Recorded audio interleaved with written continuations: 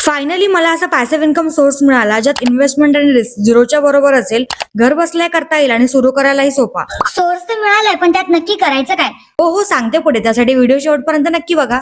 नमस्कार मंडळी, YouTube monetisation चॅलेंजच्या day 40 मध्ये तुम्हा सर्वांचं मनापासून स्वागत. तर माझ्यासाठी कन्व्हिनियंट असं मला मिळालेलं ऑप्शन म्हणजे डिजिटल प्रोडक्ट सेल करणे. आता डिजिटल प्रोडक्ट म्हणजे काय, तर ते सगळं काही जे आपल्याला डिजिटली बघता येतं, ऍक्सेस करता येतं, जसं की PDF, guides, worksheets, document, printable cards, e books, master classes, template, stock photos आणि बरंच काही. आता यातलं नक्की काय निवडायचं, यासाठी मला आधी कोणत्या विषयावर प्रोडक्ट बनवायचंय हे डिसाईड करायचं होतं. खरं सांगायचं तर तेव्हा भरपूर कन्फ्युजन झालं होतं आणि खूप ओव्हर थिंकिंग सुद्धा होत होतं. मग पुढे काय करायचं? विषय कसा शोधायचा?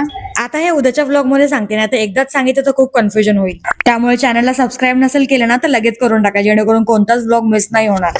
पण मनात काय शंका असतील तर? मग कमेंट बॉक्स आहे की. आधीची स्टोरी जाणून घ्यायची असेल तर खाली एरो बटनच्या बाजूला कालचा व्लॉग लिंक केलाय, यानंतर तो नक्की जाऊन बघा. व्हिडिओ आवडला असेल तर लाईक नक्की करा. पुन्हा भेटूयात उद्याच्या व्लॉग मध्ये. अगं पण किती वाजता? संध्याकाळी 6 वाजता. तोपर्यंत स्वतःची काळजी घ्या. आणि तुम्हाला तर माहितीच आहे, हो माहितीये. सुरुवात जरी छोटी असली तरी स्वप्न खूप मोठी आहेत आणि ते मी पूर्ण करणारच. ते सगळं ठीक आहे, पण तू व्हिडिओ संपल्यावर रोज रोज काय हे वाक्य बोलते? त्याच्या मागे सुद्धा एक कारण आहे, सांगेल कधीतरी.